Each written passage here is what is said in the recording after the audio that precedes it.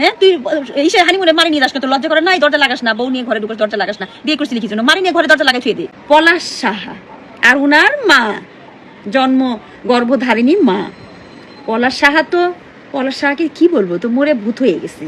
সব থেকে কাপুরুষ একটা লোক, যে কিনা বিয়ের পরে মাকে হানিমুনে নিয়ে যায়। নির্লজ্জ ছেলে, মানে মরা মানুষকে গালি দেওয়াও খারাপ, কিন্তু আমার মানে না দিয়ে আমি পারতেছি না। আমি ফেসবুক চালাই আমার আমার আনন্দের জন্য, কে কি করলো না করলো এগুলো দেখার জন্য। এই পলাশ সাহার এই কুটনি বুড়ির এই কাহিনী দেখার জন্য আমি ফেসবুকে ঢুকতে পারবো না, আমি কিছু দেখতে পারবো না।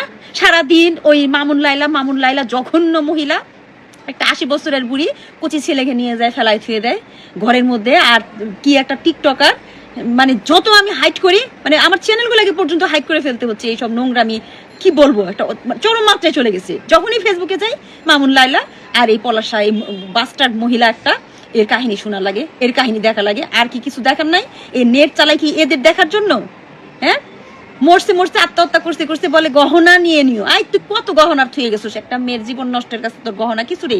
হ্যাঁ হ্যাঁ তুই হানিমুনে মারি নিয়ে যাস না, তোর লজ্জা করে নাই? দরজা লাগাস না, বউ নিয়ে ঘরে ঢুকাস, দরজা লাগাস না, বিয়ে করছিলি কি জন্য? মারি নিয়ে ঘরে দরজা লাগাই ছুঁয়ে দে। ম্যানেজ করতে পারস না, আত্মহত্যা করে মরছিস। তুই কাপুরুষ তো না, তুই তো আরো খারাপ। তুই বউটারে কই ফেলাই থুয়ে গেলি? হ্যাঁ, ফাজিল বেটা মেয়ের জীবনটা নষ্ট করলি। আর মেয়ের ভরণ পোষণ, মেয়ের সারা জীবনের দায়িত্ব নিছিলি, সেটাই যদি রক্ষা করতে না পারস, বিয়ে করছিলি কি জন্য? তালাক দিয়ে দিতিস। হ্যাঁ, তালাক দিয়ে নিজে মারে নিয়ে থাকতিস। যেমন বেটির তেমন এই বেটির ছেলে, মরা মানুষকে নিয়ে বলি না, তারপরে আজকে না বলে পারলাম না, মাথা খারাপ হয়ে গেছে। হ্যাঁ, অত্যাচার করে। আর দুজনকে দুই জায়গায় রাখতে পারিস নাই? তোর মায়ের রাখতিস আরেক জায়গায়, তুই তোর বউরে রাখতিস আরেক জায়গায়। তোর ভাইয়ের বউরা যে খুব পটপটাইতেছে, এক একজন এক একটা লেখা লিখতেছে। হ্যাঁ, তো তোর ভাইয়ের বউদের কাছে রাখতে পারিস নাই?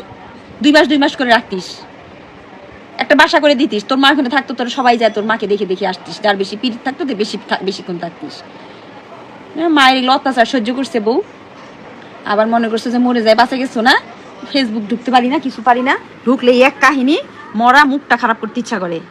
ফেসবুকে ঢুকতে পারি না, ঢুকলেই ওই নোংরা লায়লা মামুন, যেগুলো আমি একদম দেখতে পারি না। নোংরামি একটা, মানে কি বলবো, এত হাইড করতেছি, এতগুলো মানুষের ফেসবুকের এই পোস্টগুলো হাইড করতেছি, তারপরেও শুধু মামুন লাইলা। আরে তোরা ঝগড়া করবি কর, মামলা করবি কর, যা ইচ্ছা তাই কর, আমাদের দেখতে হবে কেন? তোরা কি হয়ে গেছিস? তোদেরকে দেখাও তো পাপ। আরেকটা হচ্ছে